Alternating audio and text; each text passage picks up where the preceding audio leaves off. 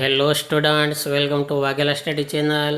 વિદ્યાર્થી મિત્રો, આપણે સ્પોકન ઇંગ્લિશ તમને શીખવાડીએ છીએ અને સ્પોકન ઇંગ્લિશમાં એક શબ્દ હોય છે હેવ. હેવ એટલે કે કોઈક વસ્તુનો આપણી પાસે અધિકાર હોવો, બરાબર.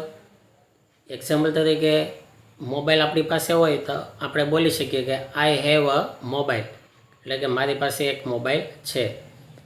આઈ હેવ 2 સિસ્ટર્સ, એટલે કે મારે 2 બહેનો છે. આઈ હેવ ચોકલેટ્સ, એટલે કે મારી પાસે ચોકલેટ છે. આવી રીતે તમે કોઈ પણ વસ્તુ તમારી પોતાની પાસે પોતાની માલિકીની હોય એ દર્શાવવા માટે આઈ હેવનો યુઝ કરી શકો છો.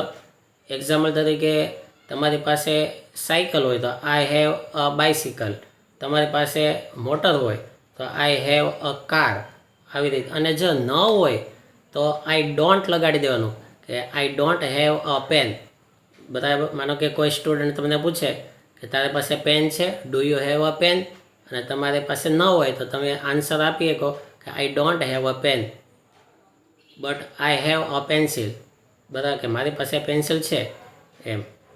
તો આવી રીતે તમે હેવનો યુઝ કરી શકો છો. નકાર કરો હોય તો આઈ ડોન્ટ હેવ લઈ શકો છો, અને પ્રશ્ન કરો હોય તો ડુ યુ હેવ લઈ શકો છો કે do you have a pen, તારી પાસે પેન છે. Do you have a pencil, તારી પાસે પેન્સિલ છે. તો આ રીતે હેવ છે કોઈ માલિકી ભાવ, અધિકાર ભાવ બતાવે છે.